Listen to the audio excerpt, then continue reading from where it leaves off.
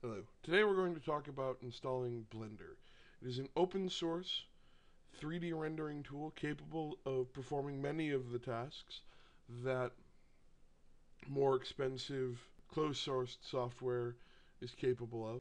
The closed source software is, of course, usually faster and is capable of greater levels of detail in shorter amount of time than Blender is, and they will also have more tools to make certain aspects of the trade of rendering easier. But Blender is a capable starter program for somebody interested in looking at 3D rendering without a lot of money to invest. So to start off, I search for Blender 3 in Google. This removes all of the various home appliances that may show up. So we'll click here, blender.org. The website itself has a large amount of information for anybody looking to become more familiar with the software. It is definitely some place I would recommend anybody seriously looking at Blender to look into. But for right now, we're going to click on download. Here it gives you a number of options: Windows 32-bit, Windows 64-bit, Linux 32 and 64-bit, Mac OS X for several of the different OS X versions, and also FreeBSD. Since I am running 64-bit Windows, I'm going to click on the Blender installer. As you can see, it's actually only about 32 megs in size, so it will download very quickly. Once you click on it, it takes you to a screen. Wait for a minute.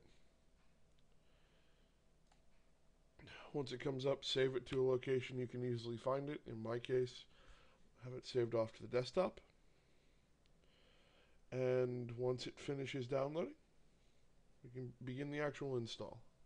Okay, now that we've finished downloading, I'm going to go click on my Blender installer file, and it'll begin to launch. During part of this process, the video will blank out because my antivirus will kick in and ask me if I want to allow it. I will click yes to allow it to change my computer. That screen's just popped up, so I've clicked yes. And now we come to the first screen of the Blender installer. It's just an opening welcome screen. It tells you you're about to install Blender. The next part is the license agreement. Blender is licensed under the GNU GPL license. It means, in essence, the software is provided as is. They don't warranty it. They don't guarantee it won't crash your system. However, they also don't charge for it.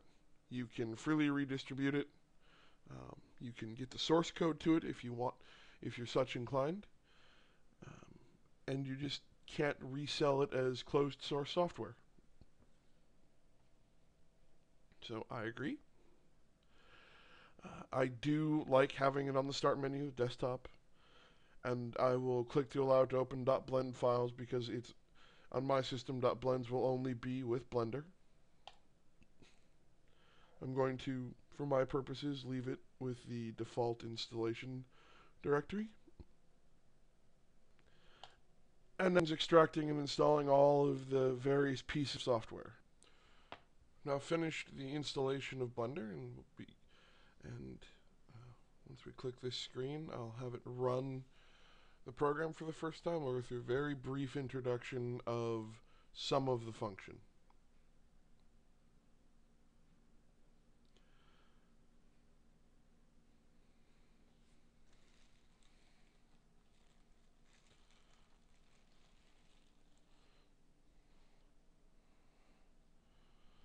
Right, here we have the opening screen. You'll see this the first time you open Blender.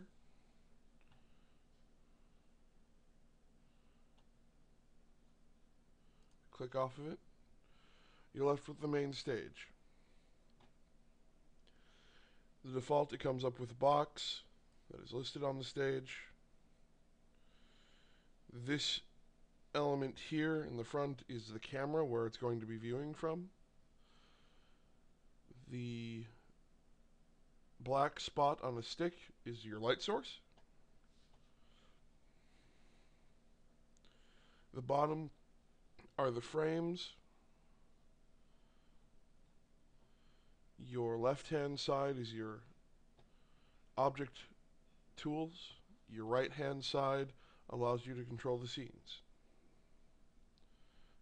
This is a tool that works mostly through translation from one object to another. So you take a square and you have a circle. You take a square, you replace it with a circle. It will modify from square to circle. As I said, this is a brief introduction of the Blender software, not a tutorial on how to use it.